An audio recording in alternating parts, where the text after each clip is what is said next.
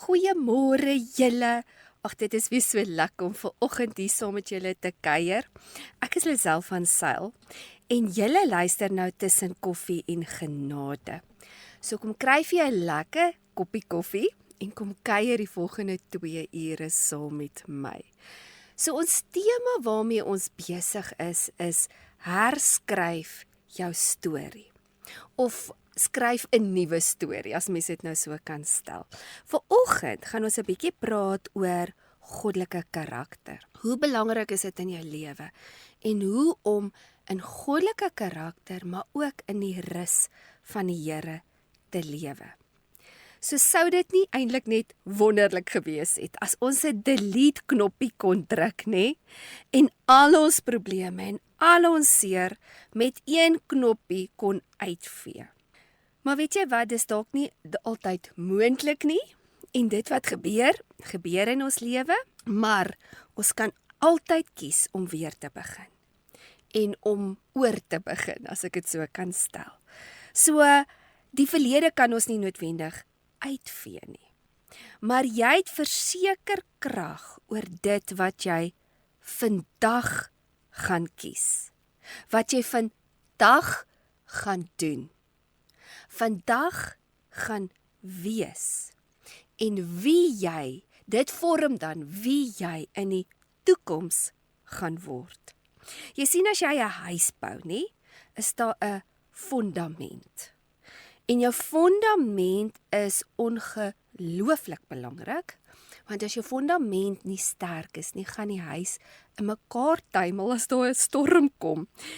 En net so is dit belangrik wat jou fondament is, want dit bepaal hoe sterk jy gaan wees. En jou fondament is jou karakter. Dis wie jy is in jou hart, want alles vloei daaruit. So wanneer die storms dan kom, en wanneer dan daar druk is in ons lewe, dan kan ons bly staan. So, dit gaan nie noodwendig wees dat as jy 'n sterk fondasie het, dat jy nou nie storms gaan hê in jou lewe, of probleme gaan hê in jou lewe nie. Ons kan nie van dit af wegkom nie. Maar jou karakter en jou fondament gee vir jou die kapasiteit om deur moeilike omstandighede te bly staan. Sterker te word. Dis soos 'n boom se wortels wat diep in die grond ingaan en dit maak daai boom sterk. En hoe sterker jou karakter, hoe sterker jou fondament en jou karakter is, hoe sterker gaan jy staan deur moeilike omstandighede. So die geheim is om jou karakter so te bou, sodat jy die kapasiteit het om dit te word en kan ek sê in mag te neem, dit wat die Here vir jou instoor het, om dit te aktiveer, en om in sy rus te lewe, in wat ook al jy teekom in jou lewe. So goddelike karakter is jou fondament waaruit alles vloei. Dit bepaal jou instelling, dit bepaal jou mindset, jou attitude, en wie jy is op die einde van die dag. So as jy jou storie wil oorskryf, verander jou karakter. Ons gaan so vinnige breek vat en dan gaan ons 'n bietjie praat oor hoe lyk 'n goeie goddelike karakter. Ek is nou weer terug. Welkom terug julle. Ons praat vanoggend 'n bietjie oor goddelike karakter. Nou jy sien jou karakter, soos ons nou genoem het, jou karakter is soos die fondament of die fondasie waarop alles gebou word in jou lewe. So as ons nie 'n sterk fondasie of 'n sterk wortelstelsel het in ons lewe nie, dan gaan ons maklik rondval, nê? As daar moeilike omstandighede kom, as daar probleme kom, dan gaan jy maklik rondval. Maar die ander ding wat 'n goeie karakter vir jou gee is, dit gee vir jou die kapasiteit om dit wat die Here vir jou wil gee, te kan akkommodeer in jou lewe. Dit is soos 'n koppie. As jy nou 'n koppie koffie maak, en die koppie het geen krakies in nie, dan kan jy 'n lekker vol koppie koffie maak. So die koppie is om dit wat die Here vir jou wil gee vas te vat.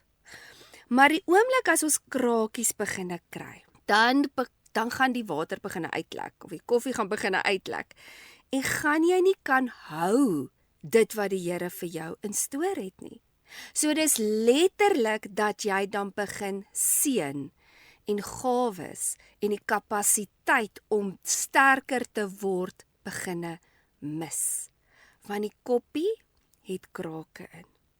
En dis hoekom dit so belangrik is om die hele tyd daai koppie gesond te probeer hou, te herstel, en soos daai Chinese kuns waar hulle die goud insit en die krakies wegvat, nê? Dit is wat Jesus kom doen, en dis wat sy bloed vir ons doen, en dit is wat die Heilige Gees doen. Hy herstel ons. So ons kan nooit 'n verskoning maak en sê, luister maar, ek het dit en dit, ek het met dit groot geword, of ek het bietjie, want almal van ons het op 'n manier 'n tekort. Almal van ons het eers iets lacking gehad al in ons lewe, né? Maar dan moet mense keuse maak en sê, Here, wat gaan ek met hierdie seer?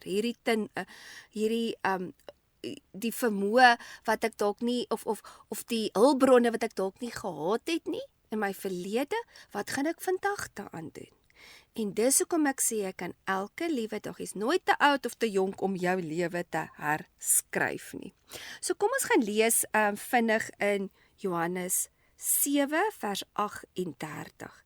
En die Amplify sê vir ons, he who believes in me, in me, who cleaves to and trust in and rely on me, as the scripture has said, from his innermost being shall flow continuously springs of rivers of living waters. So as jy 'n reservoir wil wees, of kom ons sê jy's 'n dam wat hierdie water, van hierdie kapasiteit van die lewende water wat die Here vir ons wil gee, dan moet dan nie krakies in hierdie dam wees nie, Anders gaan ons naderhand 'n verlies ly. Ons gaan die water nie kan vashou nie. En die Here wil vir ons lewende water gee wat uit ons binneste uitvloei. En dis ook natuurlik wat die Heilige Gees vir ons gee. Vir ons die hele tyd nuwe inspirasie gee, die hele tyd nuwe wysheid gee. Hoe om verskillende situasies en moeilike omstandighede in ons lewe te beheer. Maar wanneer jy nie daai karakter gebou het in jou lewe nie, is daar geen vastigheid nie. Daar's geen deursettingsvermoë nie. So wanneer die eerste probleem kom, dan is mens dadelik omgebal, jy val plat neer, daar's geen vastigheid nie. Dis soos 'n boompie wie se wortels nie sterk is nie, die wind kom en daar breek die takke somme en hy unroot, kan mens sê, die wortels val somme om en hier val die boom heeltemal aan. En dit is nou juist dit wat ek van praat. Daar's ook nie, dis of alles wat met hom of so 'n persoon gebeur is moeilik, dis swaar. Jy kan nie uithou nie, daar's geen selfbeheersing nie. En dit is hoekom dit so belangrik is om te verstaan, maar hoe lyk goddelike karakter? Want jou karakter word gevorm deur moeilike tye. So as jy 'n sterk fondasie wil hê, en jy wil 'n sterk wortelstelsel hê, dan moet jy ongelukkig deur die vuur loop.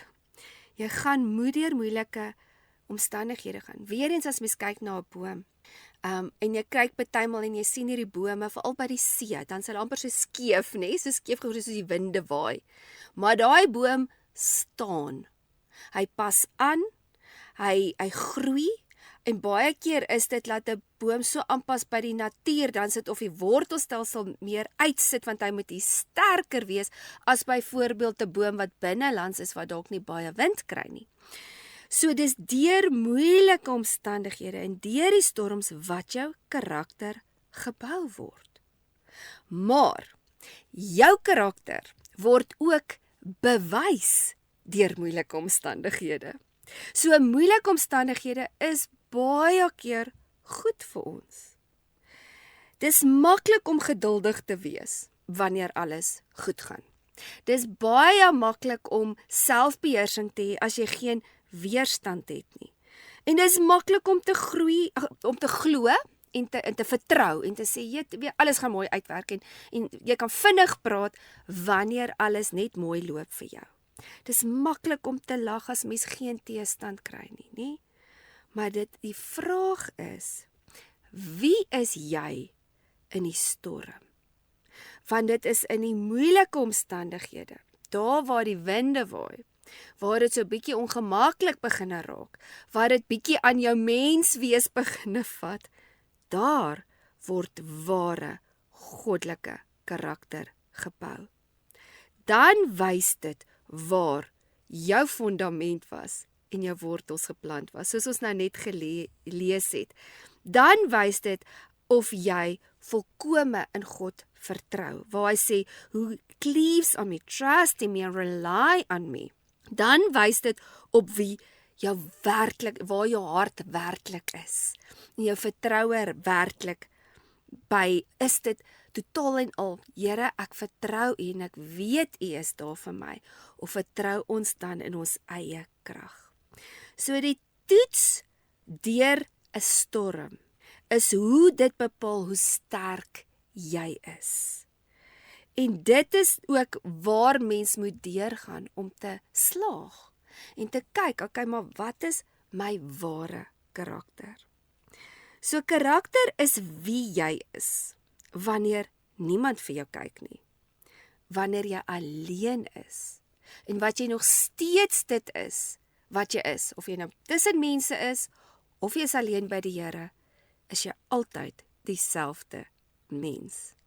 Jou karakter kom ook uit wanneer jy geskit word. So as jy regtig wil weet wie iemand is, sit hom in 'n ongemaklike situasie. En dis altyd vir my so interessant, toe my man nog voor M gestap en dan was dit altyd van so lekker om na die stories te hoor, nee. Wanneer daai manne se karakter geskit word, wanneer hulle in onmenslike moeilike situasies geplaas word, dis koud, dis donker, jy kan nie sien nie, jy weet nie wat of jy op of af is nie, jy het nie kos in jou lyf nie en dan moet jy stap en ek weet nie wat doen hulle alles op 4M nie, maar dan begin die manne bietjie te moan en te kla, nê? En dan op die ou en as hulle daar klaar is, dan huil hulle. Nie huil van die swaar, seker van dit ook, maar dan kom hulle agter, jene mense, ek is darm niks sonder die Here nie. So almal gee voor tot op die punt, maar as die storm kom, nê, dan val die maskers gou af. So dit is so belangrik om eg te word, om reël te word, om te wees wie God wil hê jy moet wees en jy moet dit kies om dit te word. Die Here bring sy kant, maar ons kant is om te commit. Ons kant is waar ons in dissipline ingaan en sê, Here, deur hierdie storm, maak nie saak wat ek sien om my nie, my oë gaan ek vestig op U. My vertroue gaan ek U plaas, want dit is wat Johannes 7 vers 28 vir ons sê. Wanneer ons vertroue op God is, totaal en al ten spyte van die probleme en ten spyte van die moeilike situasies wat ons moet beheer, dan gaan hy lewende water begin vloei. En dit is wanneer ons begin lewe kry in ons lewe. So as 'n inleiding oor karakter, kom ons lees 'n bietjie 'n stuk in Kolossense en ek gaan vir ons 'n paar verse lees in Kolossense 3. Ek gaan van vers 12 af lees, maar ek wil dit graag vir ons in die Message Translation lees, want dit sê dit vir ons so mooi in moderne taal, kan ek dit sê. So ek gaan van vers 12 af lees, dis in Kolossense 3 van vers 12. En voordat ek dit lees, wat vir my altyd so interessant is ook hoe Paulus altyd praat van jy moet iets aantrek. Hy maak dit so prakties vir ons, nie? Net soos jy jou klere aantrek, hy praat van die wapenrusting wat ons moet aantrek en hy sê baie keer put on love en put on this en put on, dat dit soos 'n aksie is, wat hy dit half vir jou wil sê, net soos jy jou klere aantrek, wat belangrik is vir jou, om jou liggaam te beskerm, byvoorbeeld teen die koue, of natuurlik wil ons ook nou nie koel rondloop daar buite nie, maar die punt is, jy wil nie ontbloot word nie, jy moet jouself iets meer toerus om te wees en te word wie God wil hê jy moet wees. So kom ons lees 'n bietjie hierso Kolossense 3 van vers 12. So, chosen by God for this new life of love. Nou, dis vir my so oulik hoe hulle dit uitbring, want ons praat van om 'n nuwe storie te skryf. 'n nuwe verhaal, 'n nuwe jy wil van voor af net weer sit en jy wil net weer jou storie herskryf. Kom dit ook in weer eens wanneer mens tot bekering kom, wanneer jy totaal en al sê Here, U is die koning van my lewe, dan begin daar 'n nuwe storie in ons lewe. Maar hy sê the new life of love. Want die senter van alles is ware liefde. Dan gaan hy aan en sê dress in the wardrobe God picked out for you. En dan het hy nou 'n lysie van hoe hierdie wardrobe lyk. En hy sê dis compassion, kindness, humility, quiet strength and discipline. Jene, daar's al klaar punte van goddelike karakter wat ons dalk nou 'n bietjie meer uiteen gaan sit. Maar hierso sit hy dit vir ons uiteen en dan praat hy verder van hoe lyk hierdie karakter. Hy sê be even-tempered. En even-tempered het ook natuurlik hand aan hand met selfbeheersing, want jy kontroleer jou of reguleer jou emosies. Ja, ons word kwaad, maar ons kies omdat ons nou liefde aangetrek het. Al word ons te nagekom, gaan ons anders optree as die wêreld of mense wat nie 'n standvastige karakter het nie. Dan sê hy, content with second place. Jy's okay om nie eerste te wees nie. Jy's okay om nie altyd te wen nie. Julle, hierdie is 'n baie diep en dit gaan baie ver hierdie ding, want soveel mense lewe in 'n lewe van streef. Hulle jaag roem na. Hulle jaag materialisme na. Hulle jaag geld na.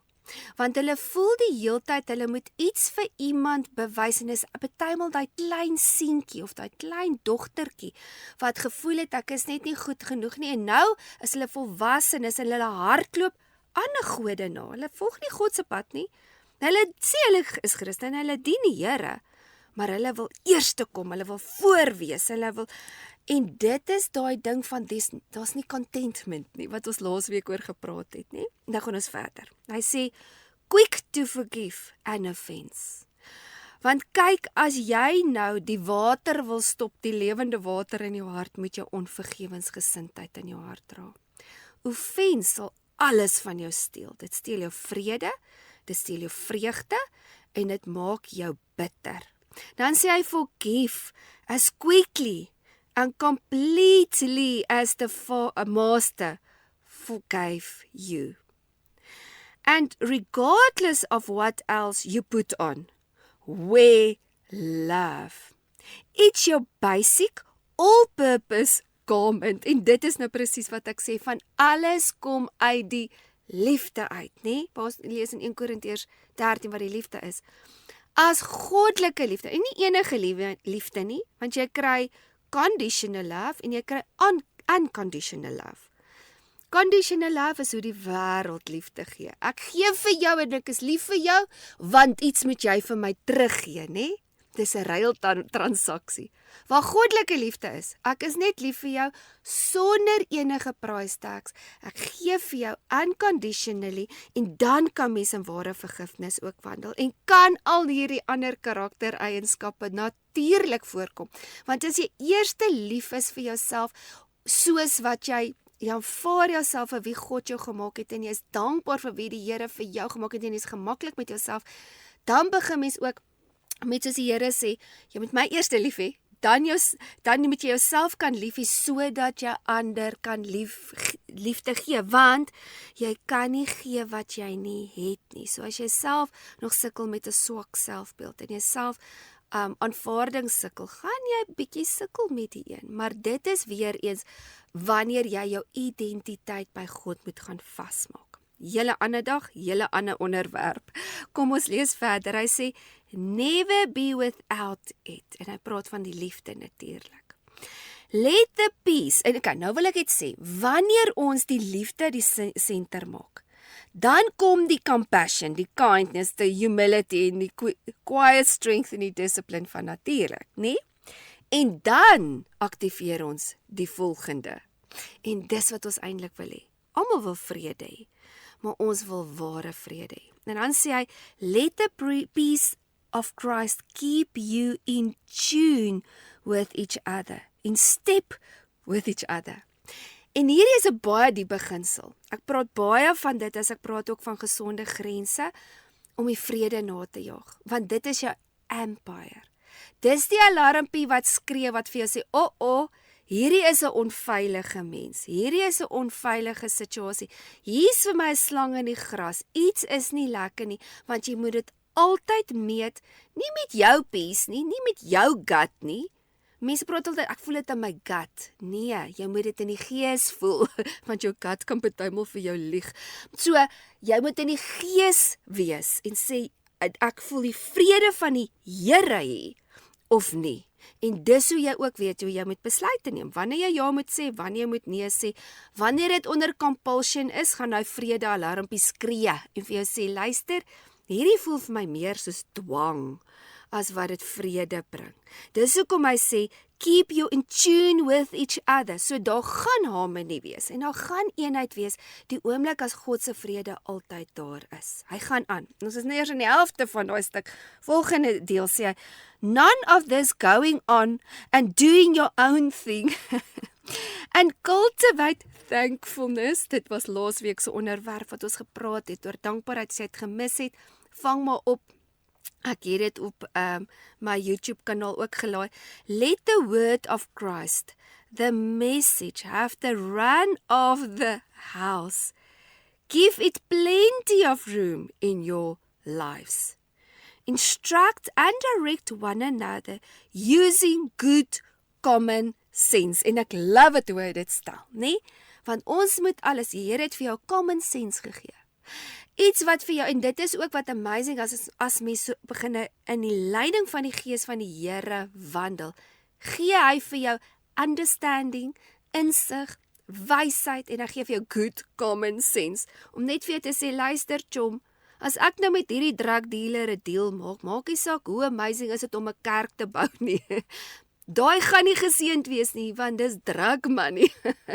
Dis sommer nou net 'n grappie, maar ja, julle verstaan wat ek sê, jy begin agterkom, maar hierdie plan gaan nie werk nie. Ek gaan nou nie vir my 'n 12 miljoen rand se huis koop, maar ek kan net 'n paaiement van R5,000 'n maand bekostig nie. Dis mos nou dommigheid. Dan begin jy agter te kom praktiese goed, verstaan? Dis nie weet, goeters jy in die lug nie. Pie in the sky stories nie, dit is soos common sense. 1 en 1 maak 2. Verstaan, daai tipe van goed. En partymal is mense so hoogheilig met sulke in die lig spekulasies. Mens kom by 'n punt wat jy moet sê dit maak sin en dit maak nie sin nie. En dan gaan hy aan, hy sê en sing your heart out to God. Let every detail in your life. Dan dit is wat vir my so mooi is. Elke detail, every detail in your life. Words, actions, whatever, be done in the name of the Master. Thanking God the Father every step of the way. Julle, is dit nie 'n awesome skrif nie? En dis vir my so mooi introduction om te verduidelik van hoe lyk goddelike karakter. So mag ons lig wees in hierdie liefdelose, koue wêreld. Mag ons karakter ander oortuig wie God is. En dat ons 'n voorbeeld sal wees wie en wat hy kan doen in mense se lewe.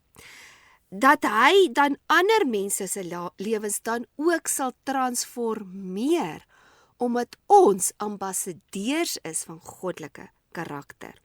Ons gaan gou-gou weer 'n breek vat. En dan gaan ons bietjie stukkie vir stukkie elke tipe karaktereienskappe en ons gaan lees uit 2 Petrus 1 uit en ons gaan 'n hele stuk daar uitlees van 2 Petrus 1 van 5 tot 8 gaan ons stukkie vir stukkie dan dit uiteensit van hoe lyk goddelike karakter. Ek is nou weer terug. Welkom terug julle. Ons praat nou vanoggend 'n bietjie oor bou goddelike karakter.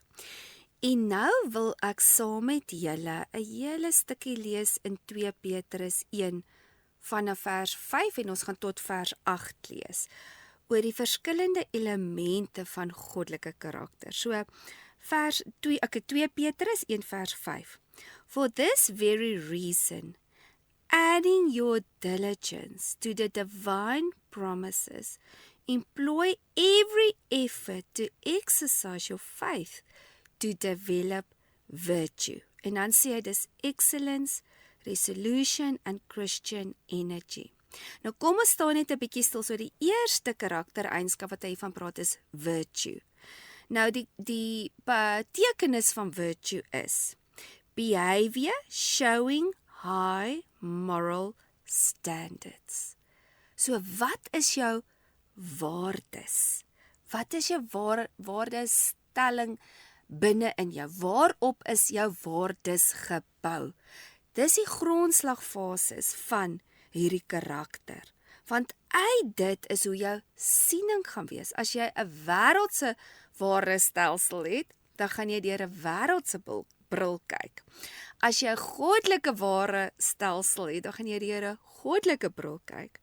So volg jy die wêreldse standaarde, wat hulle dink reg en verkeerd is, of volg jy goddelike standaarde?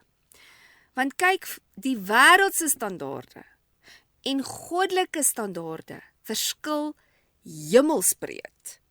En ongelukkig met tye dan sal die kultuur inslyp en dan dink mens dis nou die moderne manier om te dink. Dan sal hulle sommer so sondietjies so saam met die kultuur inbring en dan moet jy nou aanvaar, dis nou die new normal. Maar kyk, God se woord is God se woord. Dit bly vir ewig staan. Dit is 'n vaste fondasie. Dit hou aan lewe gee, dit hou aan groei. Al verander niks in die Bybel soos wat hy vandag geprint is nie. Dit is elke dag nuut as jy dit deur die Gees lees. Gebeur daar iets, dis bonatuurlik. Jy kan dit nie in menslike terms verstaan nie. Dan bring dit splinternuwe lewe in jou lewe. Bedoelende revelation. Want God het soveel fasette, ons sal nooit op die aarde alles van God kan verstaan en weet nie. En dit is wat so wonderlik is. So elke mens dink partymal sy siening en hoe hy dinge doen is reg. Maar niks is goed, ware goedheid, behalwe God nie. Wat vir my so interessant is, as jy, ek weet nie wie van julle het al Living Waters, weet van Living Waters, dis Ray Comfort. Nou, ons volg al jare Ray Comfort se teachings, ons het baie ook van sy manier van disipelskap al gevolg, ons het selfs sulke uitreikings al gedoen, en hy het 'n fantastiese model, hoe om met enige iemand te kan werk, van enige geloofstelsel, wat jy aan kan dink, van ateïste tot satanisme, enigiets wat jy aan kan dink, hoe jy met daai tipe mense dan kan praat oor die evangelie. En wat hy sy uitgangspunt is, hy sal na die mense gaan en sê, ek dink jy is goed. En daar sal nie een mens wees wat nie dink hulle is goed nie. Van ateïste tot agnostics, enige, almal dink ek is 'n goeie mens. Want weet jy wat, dis die verblinding van om 'n mens te wees. Want ons dink ons kan ons eie morele standaarde handhaaf. En dis hoekom jy, kan ek sê, sogenaamde goeie mense kry wat nie eens in God glo nie, nê?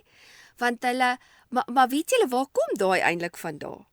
Dit kom eintlik oorspronklik van God se conscience wat hy in jou sit, en dit wys al klaar God bestaan. Net die feit dat jy 'n conscience het, wat onder andere jou aankla van, ek moet nie van iemand steel nie. Of jy nou die Bybel gelees het of nie, jy weet, om te steel van iemand is sleg. Jy weet, om iemand in te doen is, waar kom daai vandaan? Dit kom van die Here af en dis al klaar amazing wat jy vir jou en waar dink jy kry jy daai moral compass vandaan? Maar hoor bietjie wat sê Spreuke 21 vers 2. Every way of a man is right in his own eyes, but the Lord weighs and tries the heart. Want weet jy wat? Op die ouende, in jouself dink jy is reg. Jy dink jy's 'n goeie mens en dis wat hy kan vir hulle ook sê. Maar as jy na die wette toe gaan nie, en ons is nie onder die wet nie, dis glad nie wat hy probeer sê nie, maar die Here die 10 gebooie vir 'n rede gegee, om juis vir die mense te wys, weet jy wat, ons almal is flawed. Niemand is perfek nie, en almal is intended, as jy gaan na jou default setting, hoe jy van nature ingestel is, nie? Gaan kyk maar na 'n 3-jarige, 4-jarige kleinkind, is selfsugtig. Jy wil jou eie ding doen, op die manier hoe jy dit wil doen, en jy wil nie hê mense moet vir jou sê hoe, wat en waar nie. Ons is almal van nature eintlik rebellies, tot ons geleer het om ons impulses te beheer, nie? So, dit is hoekom dat ons moet besef dat in onsself dink ons is goed, maar ons standaarde en God se standaarde verskil hemelbreed. Psalm 14 vers 3 sê ook, They are all gone astray. They have altogether become filthy. There's none that does good or right.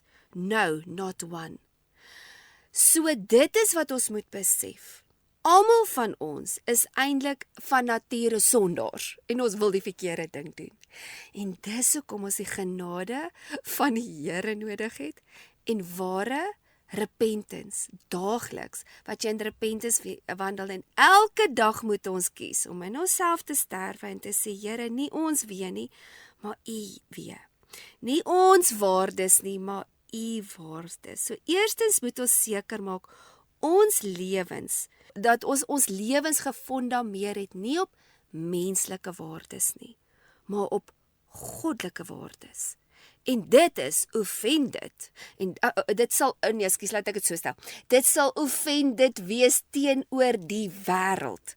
Van die wêreld se standaarde en God se standaarde stem nie ooreen nie. Nou Eksodus 20 vers 3 tot 4 sê dit vir ons. Nou kom ons gaan nou bietjie terug hier na die wet toe, nie? Hy sê, You shall have no other gods before or beside me.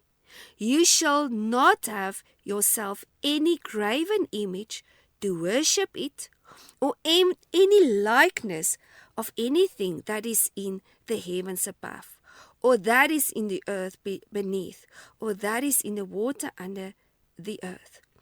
So, hoewel ons nie meer onder die wet is nie, is dit ook nog steeds dit wat ons gaan handhaaf, wat waarde vir ons ingee as wat dit beteken om 'n kind van die Here te wees en 'n Christen te wees in vandag.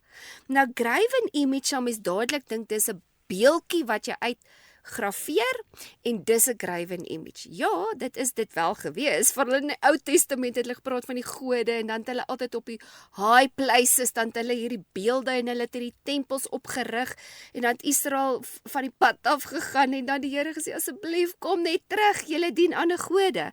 Maar weet julle wat? Ons het vandag ander beelde wat ons aanbid en dis nie noodwendige beeldjie wat jy uit 'n klip gegrawe het of geskep het nie. Vandag se moderne gode wat ons doen, is gode wat ons in ons eie beeld skep, om by ons menslike waardes aan te pas, om ons sonde te justify, en dan verf ons dit onder grace. En hoor nou wat ek wil sê, want julle daar is idolatry in Christenkringe, omdat hulle nie meer die fondasie besef van wat reg en verkeerd is nie. So jy skep 'n God wat by jou lewenstyl kan inpas.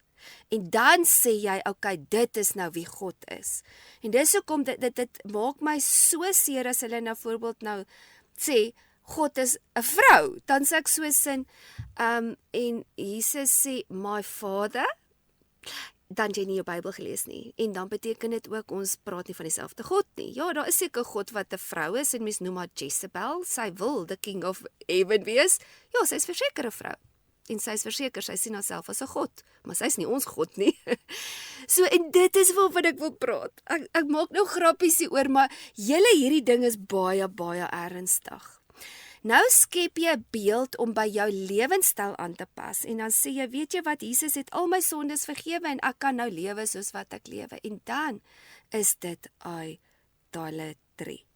Want goddelike waardes is die fondasie op God se woord, en dit verander nie. En daai is die eerste punt, as mens praat van karakterbou, en jou fondasie is, wat is jou waardes? Lewe jy 100% volgens God se waardes?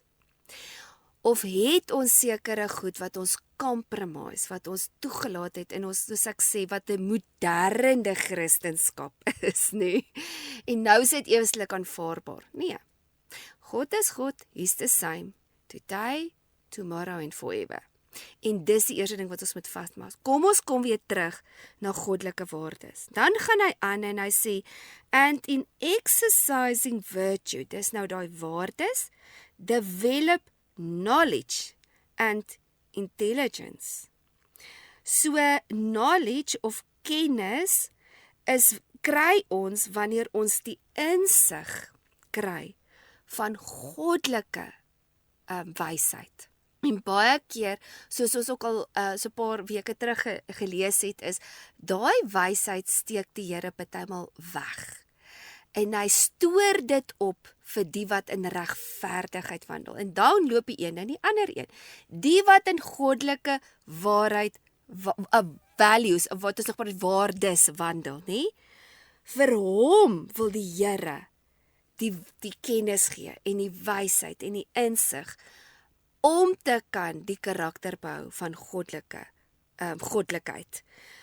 So, as jy nie gaan weet wat fout is nie, gaan jy ook nie weet wat jy moet verander nie. En daarom is dit so belangrik om goddelike insig te kry. Waar jy jou hart weer na die Here toe draai en sê, Here, verander my uitkyk.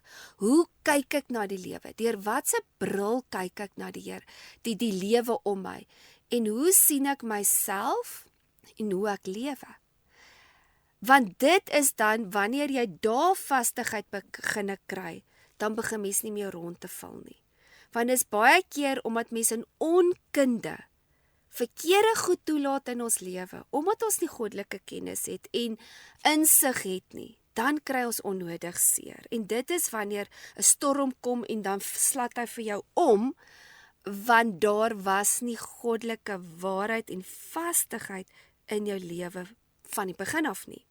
So ons het insig nodig, ons het wysheid nodig om te kan onderskei wat reg en verkeerd is. En dit is vir my altyd so mooi waar hulle praat van die Bybel is 'n spieël wat ons optel, wat jy net eintlik na kyk en dan sien jy, dis is daai silwer wat gesuiwer moet word, en dan sien jy, weet jy wat, hierdie beeld is dof, want daar is goed in my lewe, daar's karaktereienskappe in my lewe wat nie ooreenstem met die woord van die Here nie. So ons moet die hele tyd onsself skoon was met die waarheid van God se woord.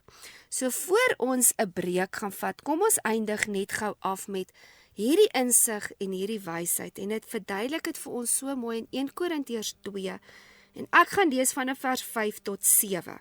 So 1 Korintiërs 2, 5 tot 7. So that your faith might not rest in the wisdom of men and human philosophy, but in the power of God. En weet julle wat, daar's baie menslike wysheid daar buite. En onder andere, ek praat ook nou die afgelope ruk met baie mense oor genesing, en ek praat oor mental health, en ons praat oor, weet jy dat mense soveel keer hierdie labels aantrek, en dit is vir my eintlik scary, want ek kom agter as mense wat regtig hierdie belief system het, of hierdie geloofstelsel, of hierdie wat hulle glo dat depressie, angstigheid, soos letterlik angsaanvalle, bipolar, al hierdie goed is iets wat, dis soos 'n karaktereienskap, of soos, hoe kan ek sê, dis in jou DNA en dis wie jy is. Waar in die Bybel lees jy dat daai deel is van jou karaktereienskap? Sê ek met dit, daar bestaan nie so iets as depressie nie. Sê ek met dit, daar bestaan, nee, dit bestaan verseker. Ek was self 'n depressieleier vir jare. Maar kan ek vir jou sê, moenie dat die filosofie en die lerings van tot dokters en mense vir jou sê, weet jy wat, dis in jou DNA, dis maar 'n default setting wat jy mee moet tevrede wees. Jou ma was depressief, jou ouma was depressief, so jy gaan depressief wees. Nee, daai is 'n vloek. En dit is nog nie te sê, ekskuus dat ek nou dit so stel, dit is nie net 'n vloek nie, maar wanneer hulle dit sê, is dit 'n vloek. Baie keer het jy depressie, soos wat ek nou al verduidelik het, en ek sal nou net gou-gou daaroor praat weer. Maar die feit wat ek wil sê is, jy kan genesing kry. Daar is antwoorde. Mens moenie hierdie goeters label en sê, weet jy wat, ek gaan vir die res van my lewe met dit sit nie, want die waarheid van God se woord sê vir ons, dat ons kan deurbreek, dat ons meer as oorwinnaars kan wees, en is baie keer 'n sameloping van klomp mindsets wat deur die vyand gevestig word in ons lewe, wat ons dan aanvaar as waarheid, en dan begin ons negatief te dink oor onsself. Ons is letterlik dan ons, as jy gaan kyk, en sielkundiges het dit nou op bewys, hoe jy dan 'n samestelling van gedagtes kan kies wat jou brein gaan dink, en dan word jy depressief oor dit wat jy toelaat in jou gedagtes, en wat jy dink, en daai net dit gesien, dit het met my gebeur, en ek was gevictimiseer, en daai ding het met my lewe gebeur, en dit is as gevolg van dit wat ons depressief raak. Nie die feit dat dit in jou DNA lê nie. Die feit is, ons almal kry seer. Ons almal gaan partymal, daar's trauma in ons lewens en wat ook al, maar soos ons die regte antwoorde kry, die regte pad loop na genesing, val depressie outomaties weg, want die duiwel verloor sy houvas met sy leuns wat sê ons moet altyd depressief wees, ons moet negatief wees. En met dit moet ek sê, dit is 'n groot probleem in vandag se lewe, is mental health. En dis hoekom dit so belangrik is, dat mense die regte hulpbronne moet kry. En die regte kanalisasie moet kry. En die regte regulering moet kry, van wat om te doen met hierdie seer. En die dinge wat in ons lewe. Okay, dit het ek nou sommer net hier bygevoeg van die hele ding van filosofie van mense, en dit was onder andere wat ek agterkom van, wat mense net, nee, the power of God kan, ek meen as jy blindes gesond kan maak, nee, dan as hulle nou sê depressie is 'n siekte, dan kan hy depressie ook gesond maak, en makliker eintlik met depressie, as wat jy dalk nie 'n been het nie en jy moet 'n been laat groei. Want dit is makliker om 'n emosionele genesing. Ek wil nie sê dis 'n maklike proses nie, maar hoor wat ek sê. Dit is 'n moontlikheid. Dis baie moontliker. Dis die regte woord, moontlik om van emosionele seer ontslae te raak. As wat jy nou moet glo, jy gaan 'n been groei, nê? So ek wil vanoggend net vir jou sê, daar's hoop. As jy vanoggend met depressie, ek het net gevoel op my hart, ek moet hierdie noem. Moenie dat die duiwel vir jou lieg en sê, luister, jy gaan vir ewig hier sit nie. Jy kan uit hierdie gat, maar dit is 'n proses.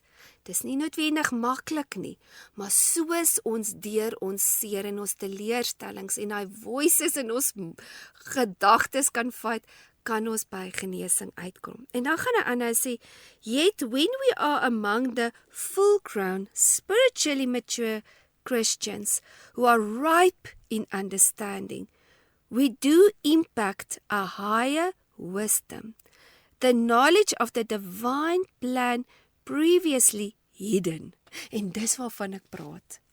Tot Jesus en wat hy sou gewees het, was 'n geheim. Die disippels wat reg voor hom gestaan het nie eers geweet wat so die groot deurbraak is daar vir hulle nie. Hulle het nie eers geweet wat dit is, wat die plan was van die Here met Jesus nie. Hulle kon nie sien hy was die lam wat moes geslag geword het nie. En onder andere was daar soveel geheimenisse wat weggesteek was en na Jesus se kruisiging was dit geopenbaar. Die hele ding van dis nie net Jode wat nou God se mense is nie, dit is nou, soos hulle gesê, dit was die Gentiles ook, en dit was, ek lees nou juist daar in Handelinge, toe Paulus geroep was om met die Gentiles te werk, en hoe offended was die ander Christene, om te sê, nee, maar hulle is nie besnydenis gewees nie. En hoe awesome is dit, dat enige mens met enige agtergrond, dis vir almal op hierdie aarde, dit is nie net 'n religie nie, dit is die verhouding wat jou sal red om by ware oorwinning uit te kom. Dan sê hy, but it is indeed not a wisdom of this present age, of this world, nor of the leaders and rulers of this age, who are being brought to nothing and are doomed to pass away, but rather that we are setting forth in a wisdom of God once hidden from the human understanding, and now revealed to us by God, that wisdom which God devised and decreed before the age of our glorification, to lift us in the glory of His presence. En dis waarvan ek praat, as ons die waarheid beginne verstaan, van die krag van God se woord, en hy kan deurbreek, en kan kom genesing bring, daai wysheid sal jou verander, en jou karakter verander, en hoe jy dink, en wie jy gaan wees. So eerstens is dit die karakter om jou waarde, wat is jou waarde, virtue, en tweedens is dit wysheid, en goddelike wysheid te kan hê, wie en wat jy kan wees. Want God wil nie hê ons moet afvlerkie mense, okay, laat ek dit so stel, God loop 'n pad met ons, maar hy wil hê ons moet in oorwinning lewe. Baie keer is ons in 'n seisoen, en soos ek ook al genoem het, nie almal van ons is al daar nie. En dis okay, want baie keer is jy in 'n season waar jy nog moet deur jou seer werk. En daar's grace vir dit. En voel jy dalk, jy is nou in minus 50 in jou lewe. Dit maak jou nie minder as nie. Maar ek wil net vir jou sê, dit sê ook nie gaan die res van jou lewe daar wees nie. Nou moet ons strewe om by 0 uit te kom. Maar God se plan is, laat jy nie by 0 bly nie, maar dat jy by 100 plus 100 moet uitkom. En dit is wat die waarheid van sy woord vir ons gee, soos ons karakter weer in sy vastigheid blou. Soos ons wortelstelsel uitruk uit die wêreldse mindsets en hoe die menslike standaarde is en die oppervlakkigheid van menslikheid en te sê, Here, ek wil nie meer my fondasie op vryel menslike wysheid wat môre kan verdwyn. Ek wil dit nie meer op die sand bou nie. Ek wil dit op vastigheid en op rots bou van u woord. Soos ons dit beginne doen in ons lewe, dan is dit letterlik, soos ek sê, unroot ons onsself van die leuns van hierdie wêreld. En ons kom weer by die waarheid van God se woord uit. En ons plaas ons fondasie weer op sy woord. Ons gaan gou-gou weer 'n breek vat en dan gaan ons verder gaan met die volgende vers en volgende afdeling van hierdie goddelike karakter. Ek is nou weer terug. Welkom terug julle. Ons gaan nou aan waar ons praat oor bou goddelike karakter sodat jy kan staan in die middel van die storm en hoe om jou lewe te herskryf. So ons lees nou in 2 Petrus 1 en ons het nou gelees van vers 5 af en ons het eers gepraat van jou waarde, bou eers waardes. Tweedens is dit om kennis en wysheid op te bou en nou kom ons by die volgende aspek. Hy sê, and in exercising knowledge, develop self-control. So self-control, as jy gaan kyk wat beteken dit, is the ability to control oneself, in particular one's emotions and desires, especially in difficult situations. Dit is wat selfbeheersing is.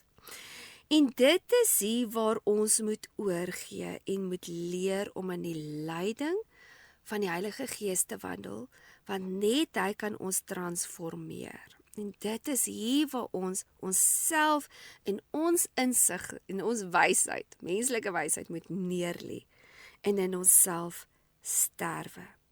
En dis ook hier waar jy leer om beheer te neem oor jou emosies. En nie toe te laat dat jou impulse en jou emosies jou net blindelings lei nie. En ek het al 'n reeks of 'n hele aanbieding gedoen oor jou emosies en emosionele regulering, maar net so vinnig, ek kan nou ongelukkig nie alles herhaal van dit nie. Kyk, ons het emosies wat ons voel. En jou emosies is daar om vir jou te sê of jy okay is of nie. So as jy hartseer beleef, sê dit vir jou, Janne, ek het iets verloor. As jy kwaad is, dan beteken dit ek voel onveilig of ek voel gewaailheid. So dit is daar om ons te wys en bewus te raak wat om ons aangaan. Maar dis ook belangrik om ons emosies onder die leiding van die Heilige Gees toe te laat. Anders te gebruik die vyand ons emosies om ons blindelings rond te lei. En dit is wanneer mens begin baie polar tendensies kry, want dan jy op en dan jy af, en dan jy hier en dan jy daar, want jy word gelei deur jou impulse en dit wat jy voel. Ek is nou ontstel en dan reageer ek. Ek is nou gelukkig en dan is ek weer happy. So, dan is dit jou emosies wat jou lei en nie die Heilige Gees nie. En dit is wanneer dit begin gevaarlik word. Want jy kry ware emosies en jy kry valse emosies. Dit is soos byvoorbeeld wanneer jy nog nie die hele ding van verwerping hanteer het in jou lewe nie. Jy het nog 'n gees van verwerping of 'n orphan spirit of abandonment issues.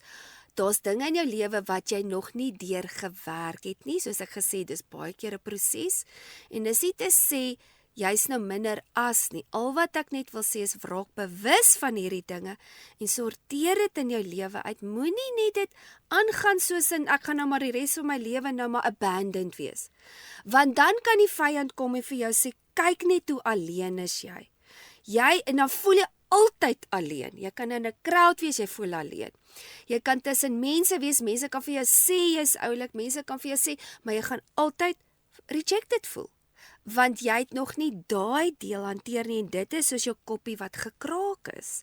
En dis waarvan ek praat van die karakter. Jy gaan nie kan jy gaan dit nie kan die kapasiteit hê om dit te kan aanvaar wanneer jy kompliment kry. Jy gaan nie kapasiteit wees om te aanvaar wat die Here vir jou sê en die waarheid is nie, want die leuen van die vyand skree te hard. En die seer. Nou die seer is 'n ander aspek, leens is 'n ander aspek, maar daai help keer dan dat ons die kapasiteit kan hê om voluit te kan lewe. En so leer ons dan selfbeheersing en bou dit dan in ons lewe. En dit is ook dan wanneer mens begin met wysheid optree, na die een lyn na die ander ding. So jy dink voor jy praat. Jy sê nie net elke ding wat in jou kop opkom nie.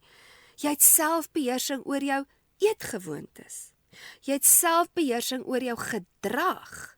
Jy het selfbeheersing oor jou gedagtes. En eintlik wat hier gebeur is, jy vat eienaarskap van jou lewe. En jy kies nou, hoe gaan ek reageer? Hoe gaan ek lewe? Jy vat verantwoordelikheid vir jou eie geluk. En jy's nie meer van, mense moet om my gelukkig maak nie. Ek gaan kies om geluk te gaan soek in die Here. Ek vat verantwoordelikheid van my lewe. So, eerstens waardes. Jy moet die waardes reg hê. As die fondament van die waardes reg is, dan begin mens te bid vir kennis en insig. Here, interpreteer hierdie waarheid van u woord vir my, sodat ek kan karakter bou. Dan begin die selfbeheersing en word jy nie meer meegesmee met elke Die Bybel praat van wave. Elke wave waar daar kom en weet nou sit hierdie trend. Nou is dit nou die nuwe trend en jy's nou saam met dit. Nie dat dit noodwendig sleg is nie, maar jy hoor wat ek sê, as ek nou voel ek moet nou dit doen, dan doen ek dit nou. As ek dit nou nie voel nie, dan voel ek dit nou nie, nê? En dan die volgende karaktereienskap wat uit selfbeheersing uitkom. Hulle sê is and to exercise self-control, develop steadfastness, patience and endurance. En dit is waar daai vastigheid kom. Waar jy iemand kry wat stabiel is. Jy kry baie keer mense en jy sê hulle is emosioneel stabiel. Want die karakter is gevorm sodat jou emosies nie net op en af en jy's onstabiel nie, want mense wat so lewe is onstabiel in alles. Nou word daar die hele tyd verskonings gemaak, maar daai ene is nou baie polar, daai ene is nou dit. En dan is dit soos labels wat mense net aanvaar en nou as gevolg van jou disfunksionaliteit kan jy nou net wees en wat jy wil en ander moet jou net so aanvaar. En dis nie wat die Bybel van praat van aanvaar mekaar nie. Maar nou aanvaar jy die disfunksionaliteit. Nee, ons almal moet verantwoordelikheid vat van ons emosies. Ons almal moet kies hoe ons ander mense gaan hanteer. Ons kan nie as gevolg van ons swak karakter dit justify dat ons nou onstabiel is nie, want hier staan dit in die woord van die Here, jy moet dit develop. So dit beteken daar is dan 'n onvolwassenheid in die karaktervorming wat mens nog moet aanwerk. En dit is nie om nou mense uit te vreet en te sê, jene, jy is nou 'n swakkeling, glad nie. Hierdie is om vir mense die waarheid te gee van God se woord, sodat ons die antwoorde het, sodat hierdie wêreld en die storms en die teleurstellings en alles wat ons moet hanteer in die lewe, vir ons 'n vastigheid kan gee, dat ons meer stabiel is. So, steadfastness beteken jy staan, maak nie saak wat met jou gebeur nie. En soos jy jou waarde ontdek weer, en jy begin te lewe volgens goddelike waarheid, nee, en sy waardesisteem, kry ons die insig en die kennis om te verstaan wat reg en verkeerd is, en wat is waar en wat is vals. En soos ons kies om hierdie kennis toe te pas in ons lewe en te aanvaar as waarheid en te sê, ja, ek gaan nou dis die waarheid, dis die leuen. Dit is reg, dit is verkeerd. Dan kry ons die vermoë om selfbeheersing toe te pas in ons lewe. En soos ons beheer beginne vat van ons lewens, die keuses wat ons maak in ons lewe en ons vat verantwoordelikheid vir dit, dan begin daar standvastigheid te kom in ons lewe. Nou val ons nie net meer rond nie, nou is ons nie meer net doelloos nie, en dan is ons hier en dan is ons daar nie, nee, ons loop nou in verantwoordelikheid en in gehoorsaamheid vir wat die Here sê reg en goed is. Want solank as wat ons op menslike krag en menslike wysheid gaan staat maak, gaan ons rondvol, gaan ons doelloos wees, en dan gaan ons hier wees, en dan gaan ons daar wees. En nou, soos ek gesê, dan gaan ons elke trend volg, en dit gaan ons dan keer dat ons in vastigheid wandel. Maar Kolossense 3 vers 2 sê vir ons baie duidelik, en hy sê, set your mind and keep them set on what is above and not on things that is on the earth. So jy fokus nou reg voor jou. Jy gaan nie meer laat links en regs nie. People pleasing gaan nie eers meer dan 'n issue wees vir jou nie, want jy wil God eer en jy fokus op dit wat sy stem vir jou sê, en dit is wat ons vastigheid gee. Nou gaan hy verder en hy sê, and in exercising. So exercising is jy beoefen dit. Dis 'n aksie. Dit kom nie van self nie. Dis 'n karaktereienskap wat jy oefen. Hy sê, in exercising steadfastness, develop godlikeness. En dan in hakie sê hy pity, godlikeness. Want God is 'n God van mercy en van pity. Nou, die godliness is pity and empathy. En dit kom weer terug wat ons in die begin gepraat het van liefde. En soos 1 Korintiërs 13 sê, die liefde is die grootste ding en alles draai oor liefde. Want as jy jou empatie verloor het, nou, ek sê altyd vir mense, as mense begin praat van daai is 'n narcissist en daai is 'n narcissist, dan sê ek, okay, kyk, daar's baie kenmerke van 'n narcissist, maar die kern van 'n narcissist is, hulle het geen empatie nie. So jy kry mense wat beheer, en wat wil kontrol, maar hulle is nie noodwendig 'n narcissist nie. So wees ook versigtig om net labels rond te gooi en sê, o, daai ou wil my beheer, hy is 'n narcissist. Nee. Die kenmerk van iemand wat 'n narcissist is, hulle is absoluut, hulle kan nie ander mense se pyn voel nie. Hulle het geen empatie vir ander mense nie en 'n baie sterk kenmerk is ook ongelooflike selfgesentreerdheid en hulle maak hulle self basies 'n god, nê? So, wanneer jy jou empatie verloor het, dan het jy jou menswees eintlik basies verloor. So, die liefde is die bron waaruit die lewe groei en waaruit jy ware karakter gaan bou. Want soos ek nou gesê het, God is liefde. En dis ook vir my so amazing. As jy kyk na elke liewe God met 'n klein lettertjie God, die gode van vandag, nê? Wat daar is. Alle ander religions. Ja, daai ene sal hulle sê miskien net mercy. Daai net miskien dit, maar het hulle liefde. Ons God, die ware God, is die enigste ene wat unconditional liefde het.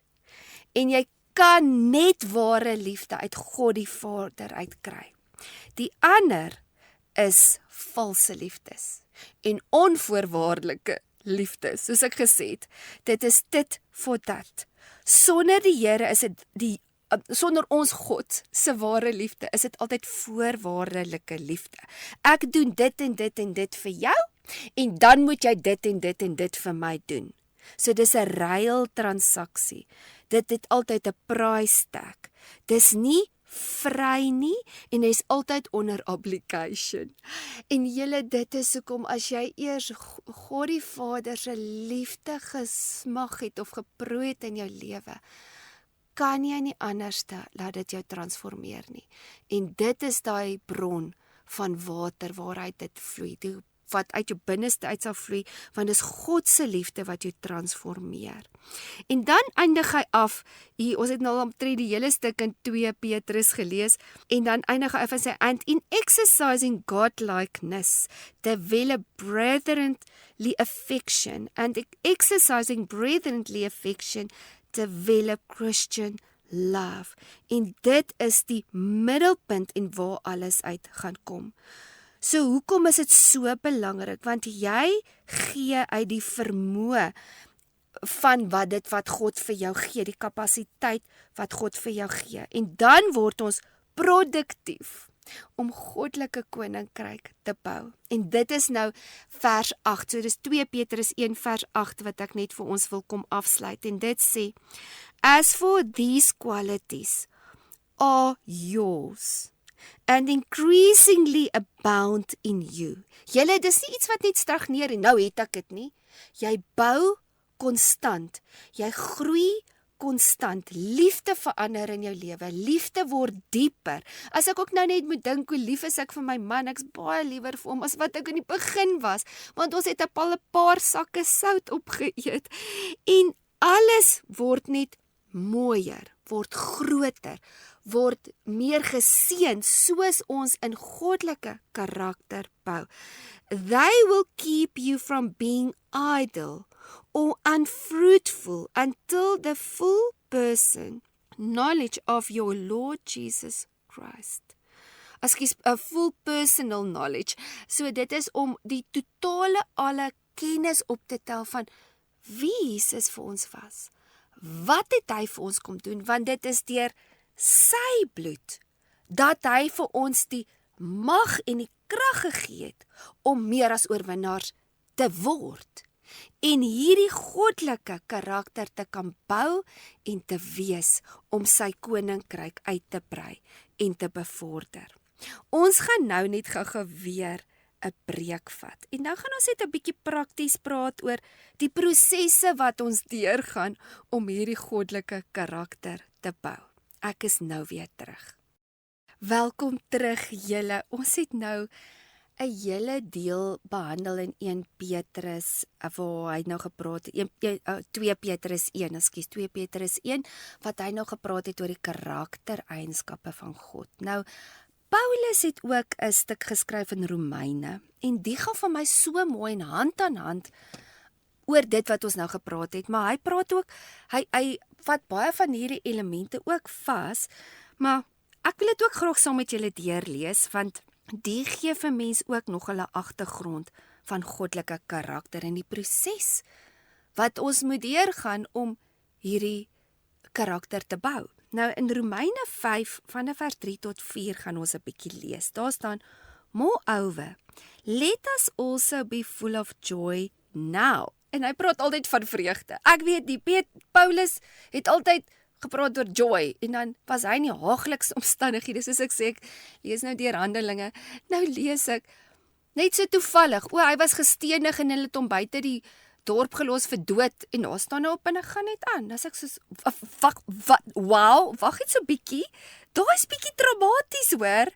En hierdie man, as hy al hierdie goeders kan deurmaak, dan weet hy mos nou iets wat ons nie weet van goddelike karakter nie. So hy sê let us also be full of joy now. Let us exult and triumph in our troubles and rejoice in our suffering. Hierdie man het iets ontdek. Julle wat 'n goddelike openbaring is wat ons moet gaan tap. Mag ons hierdie sien wat Paulus probeer sê. Hy sê, knowing that pressures and afflictions and hardships produce patience and unswerving endurance. En dan sê hy, and endurance, fortitude, develop maturity of character, approved faith and tried integrity. En dis wat ons by wil uitkom. Ons wil in integriteit wandel. And character of this sort produce the habit of joyful and confident hope of eternal salvation. En daai was sy secret. Want hy het daai wat ons nou gesê het, hy het dit ontdek. Sy mind was on the things above. Eternal salvation. Ja, hier is dit nou seer. Ja, hier het ons nou pyn, maar hy kon sy heeltemal hoe hy dink, hy kon sy gedagtes gevange neem om te dink aan die groter prentjie, aan dit wat die Here vir hom instoor het en dit wat die waarheid is en waarvoor ons moet al hierdie karakter bou. So daar is 'n proses wat ons moet deurgaan om hierdie goddelike karakter te bou. En die is nie noodwendig 'n walk in the park nie, maar ons het die Heilige Gees en ons het die waarheid van God se woord en in dit gee hy vir ons alles wat ons nodig het om by dit uit te kom.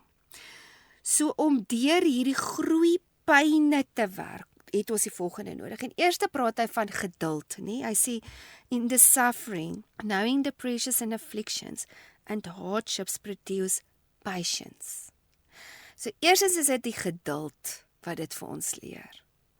Om daai instant gratifications te kan neerlê en sê ek weet ek sien nie dit nou nie, ek sien nie die plantjie groei nie, ek sien nog nie die vrug nie, maar ek glo nie. En in Lukas 8 vers 15 sê dit, but as for that seed, en dit is nou weer die hele verhaal van die saad, nie, en wat opgekom het. Nou praat hy van hierdie saad wat moes deurdruk en dit het ook maar geduld gekos, nie. Dit kom nie net op nie, ons moet geduldig wees, hy sê. But as for the seed in a good soil, these are the people who heard the word, hold it fast in a just, noble, virtuous and worthy heart, and steadily bring forth fruit with patience. As jy ongeduldig is en jy wil jaag, gaan jy dit mis. Ons moet kan in die ritme kom van wanneer is God se tyd. Geduldig kan wees. En dit is nou juist daai gejaag en daai hastigheid en daai jy wil weet wat jy nie kan wag nie, wat ons partymal dit mis om vaste, sterk, goeie karakter te bou. Die tweede ding noem hy is uithou vermoë. Om te kan uithou al weer eens, al sien ons nie alles nou in plek val nie. En dit staan in Kolossense 1 vers 11. We pray that you may be invigorated and strengthened with all power according to the might of his glory, to exercise every kind of endurance and patience. En dan praat hy van with joy. Weereens kom hy met die vreugde, hy bring altyd die vreugde, om in dit van te hê, om in dit te kan celebrate. Want weet julle wat, die Here wil nie, ons met 'n swaarmoedige, neergedrukte lewe hê nie. Ja, ons gaan swaar kry, maar in dit moet ons nog joy ook hê. En dit is wat goddelike karakter doen, is om te lag, ten spyte van die swaar kry, ten spyte van hulle stenigom met klippe, staan hy op, hy skud die stof van sy voete af, en hy beweeg net aan. En die derde ding wat hy oor praat, is volwassenheid, en 'n stabiele karakter, wat ons ook nou genoem het. Efesiërs 4 vers 14 sê vir ons, So then, we may no longer be children, tossed like ships, to and fro between change gusts of teachings and wavering with every changing wind of doctrine. En dis wat ek gepraat het van die trends. Dan is dit hierdie, dan is dit dit. Nou moeg ons so, nou is ons hier. Dan sê hy, the cunning and the cleverness and unscrupulous men in every thrifting form of trickery, in intending error to mislead. En dis hoekom ons in onderskeiding moet wandel. Jy sien, dit is om gym toe te gaan. Net soos ons gym toe gaan om ons fisiese spiere te oefen, en ons het 'n eetprogram en ons het 'n oefenprogram, so moet ons ook 'n program hê om ons mentally, soos verstandelik, in jou gees en in wie jy is in jou hart, te kan vorm en ook te kan word in hierdie goddelike karakter wat die Here vir ons instoor het. So voor jy begin, moet jy 'n groot, eers begin agterkom. Jy moet eers vra, wat is die motief van my hart? Om te kan weet waarvoor om nee te sê, moet jy ook weet waarvoor moet jy ja sê. So wat is jou ja? Hoekom wil jy die verandering doen in jou lewe? En dit is weer eens waar ons moet sê, Here, U is my ja. Ek bou hierdie goddelike karakter, want eerstens, Vader, wil ek by U hart uitkom. Eerstens wil ek word wie U my gemaak het om te wees. En eerstens wil ek dit doen uit U liefde uit, né? En dan begin al hierdie ander goed dan natuurlik te vloei. So voor ons kan begin by hierdie, wil ek net paar praktiese 5 afdelings by stil staan, en dit is tyd, dis leefstyl, dis jou emosies, dan gaan ons 'n bietjie praat oor spanwerk en jou hulpbronne. En daarmee wil ek afeindig, en dit is dan die einde ook van hierdie reeks wat ons oor praat. So ek gaan net gou-gou weer 'n breek vat, en dan gaan ons 'n bietjie praat oor hierdie 5 elemente. Ek is nou weer terug. Welkom terug julle. So ons praat nou vandag oor die karaktereienskappe, en ek wil nou afeindig met 5 praktiese elemente wat jy dalk net moet oorweeg as mens 'n bietjie praat en jy wil Jy voel dalk jy wil jou lewe herskryf. Jy wil aan jou karaktereienskappe werk. So die eerste ene is tyd.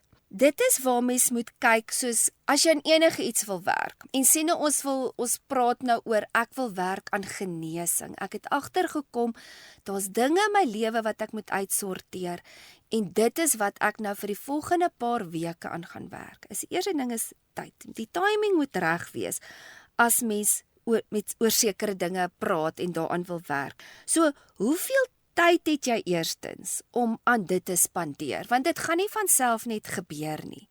Jy gaan intentioneel 'n kursus moet gaan doen. Jy gaan intentioneel by iemand moet uitkom, 'n beraader. Kyk, daar is baie resources wat jy kan doen. Ek het 'n paar reekse wat ek ook aanbied wat help met innerlike genesing. Maar jy gaan met sê 'n dag en tyd, okay, ek gaan nou vir die volgende jaar aan hierdie ding werk. Jy moet dan ook kyk, okay, wanneer is dit byvoorbeeld prakties? Die maklikste tyd om hierdie ding in te implementeer, het ek in die oggende tyd, in die middag, in die aande. Wanneer is ek die meeste produktief om onopgebroke tyd aan dit te spandeer, om te werk aan hierdie ding in my lewe? Watter tyd van die jaar? Miskien is dit 'n spesifieke seisoen wat jy meer intentioneel tyd kan aan dit spandeer. Byvoorbeeld in die winterseisoen, byvoorbeeld in 'n Desember. Ons moet hierdie goed ook natuurlik prakties in ons lewe inwerk. Watter tye in my dag het ek oop tye wat ek eintlik niks het om te doen nie? Soos byvoorbeeld tussen 5 en 6 wat mense eintlik seker maar eet, of sê nou maar tussen 6 en 7, het ek 'n tyd en dan sit ek net rond, ek skraal net op my foon. Daai tipe tyd kan mens meer produktief gebruik, en dan moet jy dit vir self opbreek. En jy moet ook vir jou sê, okay, vir die volgende 6 maande 6 weke, gaan ek aan hierdie ding werk. Na 6 weke kyk jy, okay, waar is ek?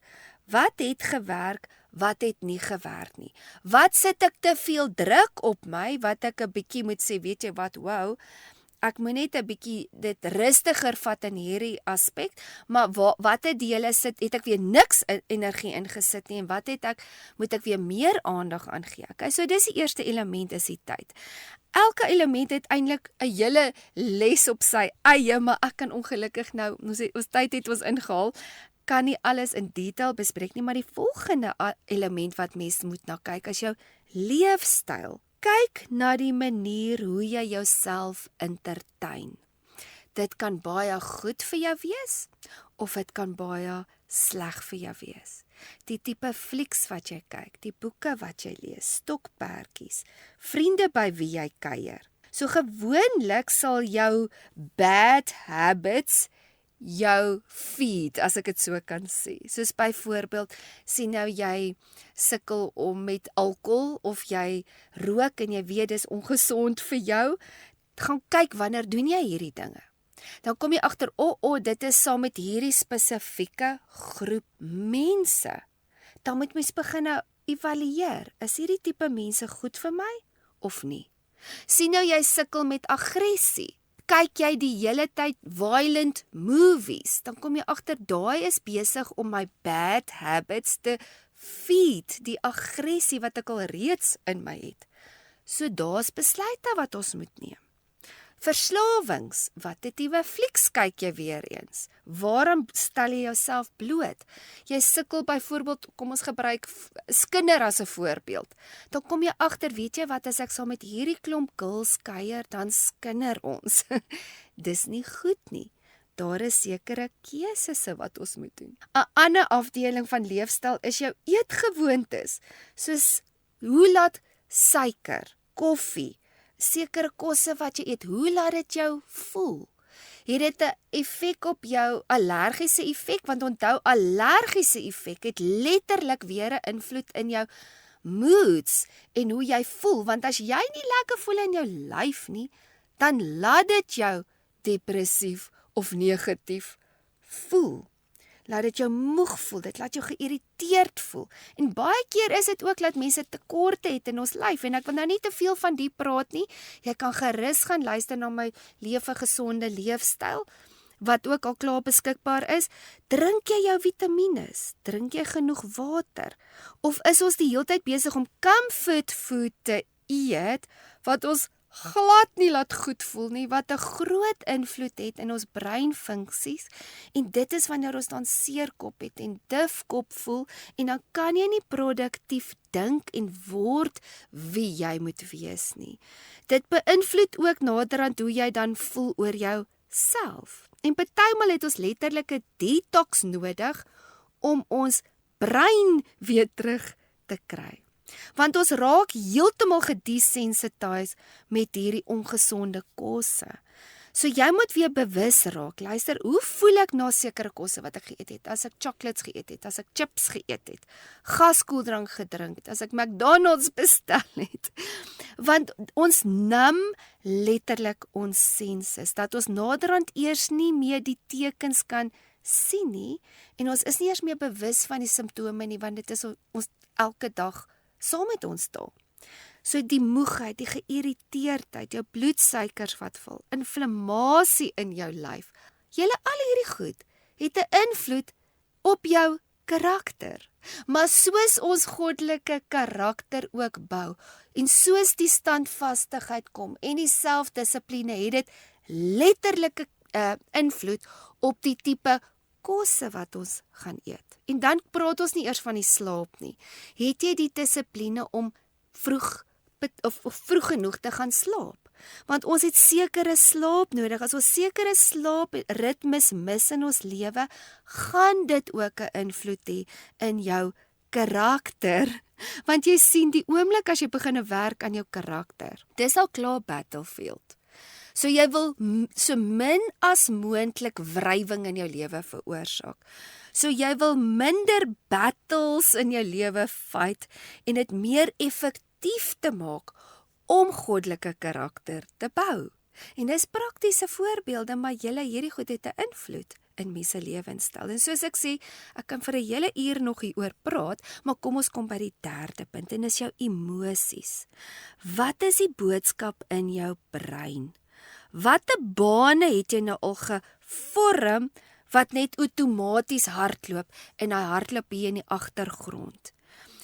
Partymal het mens nodig om van jare en jare se toksiese gedagtes ontslae te word en 'n detox te vat oor dit wat ons dink. Want dit kan jou verseker beïnvloed en jou negatief maak nog voordat jy begin het. Want dan voel jy klaar oorweldig, jy voel klaar verslae.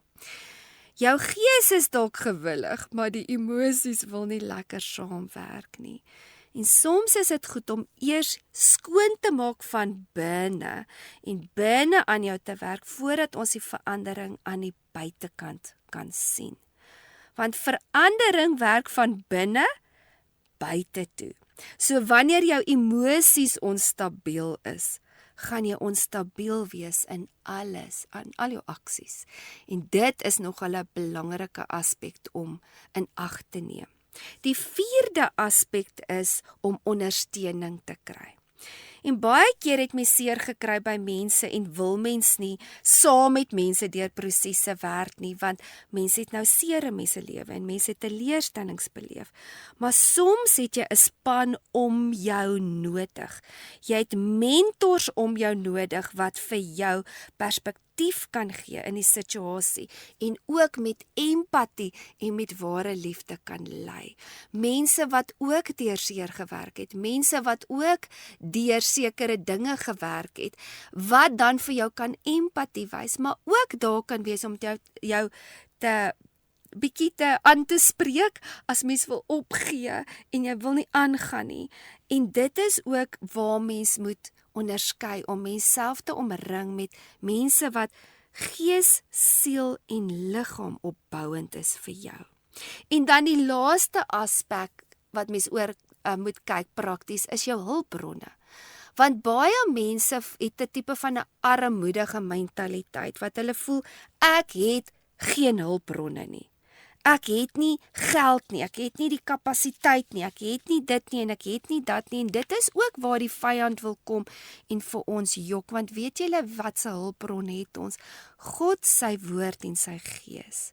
So wanneer ons pyn ervaar, dink ons soms dat die vyand, dit is iets buite myself, die vyand het dit na my toe gebring, die vyand val my aan, maar baie keer gaan ons deur swaar tye en swaar dinge, want die Here is besig om ons te groei en te ontwikkel, en vir ons te leer, wat se hulpbronne het hy alreeds vir ons gegee. Nou hulpbronne wat jy gratis kry wanneer jy gebore is die volgende. Dis jou talente, dis jou genadegawes, dis jou breinvermoë, dis jou persoonlikheid, en net so vinnig in 'n neutedop as jy vinnig bietjie meer daaroor wil uitvind en so aan, en ek is ook hierdie jaar gaan ek weer 'n hele kursus doen aanlyn waar mense kan inskakel as gratis oor die genadegawes, want jy het verskillende gawes en mense raak nogal verward. Nou in Romeine 12 van vers 6 tot 8 praat hy van die genadegawes wat mense het, en elkeen is sterk in 'n sekere aspek, en so bou ons en help ons in die kerk. Dan het ons die manifestasiegawes van die Heilige Gees, dis in 1 Korintiërs 12 vers 7 tot 10, en dan het jy die geestelike gawings of die rolle in die kerk, dis die fivefold ministry, daai is in Efesiërs 4 vers 11, en daai word jy mee gebore, en dis jou verantwoordelikheid om dit te ontdek, te ontwikkel, en dan saam met dit, bou ons dan goddelike karakters, dat ons God se koninkryk kan uitbrei en bou. Julle, dit was so lekker om hierdie dag saam met julle te kuier. Maar ons gaan so vinnige breek vat en dan gaan ons net terugkom en dan gaan ek net vir julle net 'n oorsig gee oor alles wat ons vandag oor gepraat het van goddelike karakter. Ek is nou weer terug. Julle, en so kom ons aan die einde van die program, maar ook aan die einde van die reeks. Kom ons kyk 'n bietjie wat het ons alles vandag behandel. So nommer 1, karakter word gevorm deur moeilike tye en word bewys in moeilike tye. Nommer 2, karakter is wie jy is wanneer niemand jou sien nie, en jou karakter kom uit wanneer jy geskit word. Nommer 3, wys goddelike karakter deur jou waardes. Kry goddelike wysheid en insig. Kweek selfbeheersing. Wees standvastig en alles vloei uit goddelike liefde. Nommer 4, wanneer jy jou emosies onder God se waarheid plaas, begin jy onderskei tussen ware emosies en valse emosies. Nommer 5, jy kan nie ware liefde sonder God ervaar nie, want hy is die bron van onvoorwaardelike liefde. Nommer 6, deur die groeipyne deur om deur groeipyne te gaan, leer jy geduld, deursettingsvermoë, volwassenheid en stabiliteit. Om vir iets nee te sê, dis nou nommer 7, moet jy 'n groot genoeg ja hê. So wat is jou ja? Nommer 8, eetgewoontes en leefstyl het 'n groot invloed op hoe jy voel en jou stelsel. So raak bewus van kosse en wat se invloed dit in jou stelsel het en wat breek jou stelsel af. Nommer 9, soms is dit goed om eers jou skoon te maak aan die binnekant, voordat mens begin werk en wegspring om aan die buitekant skoon te maak, want verandering werk van binne af buite toe.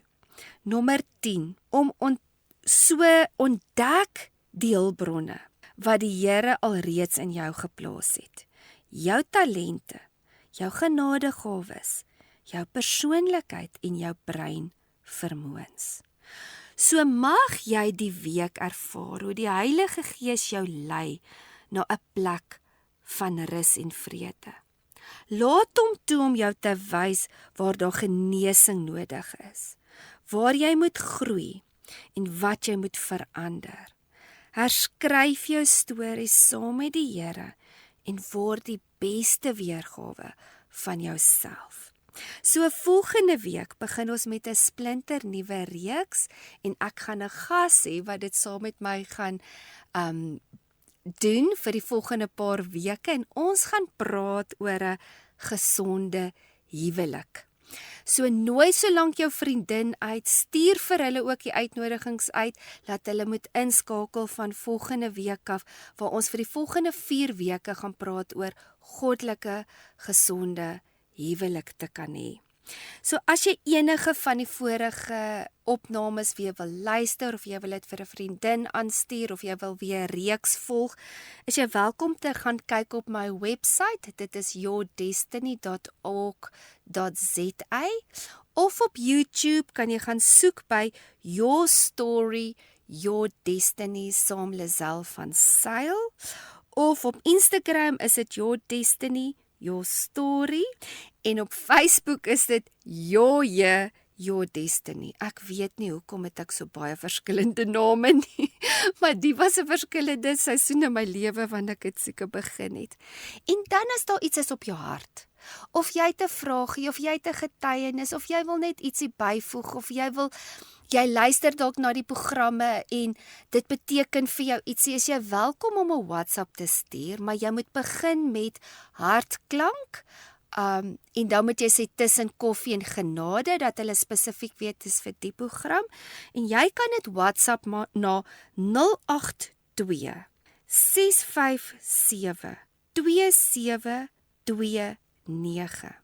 Dit was so lekker om saam met julle te kuier. Skakel volgende week in, weer hierso tussen koffie en genade, saam met my Lisel van Sail, elke woensdag van 9 tot 11. Ons praat weer volgende week. Totsiens!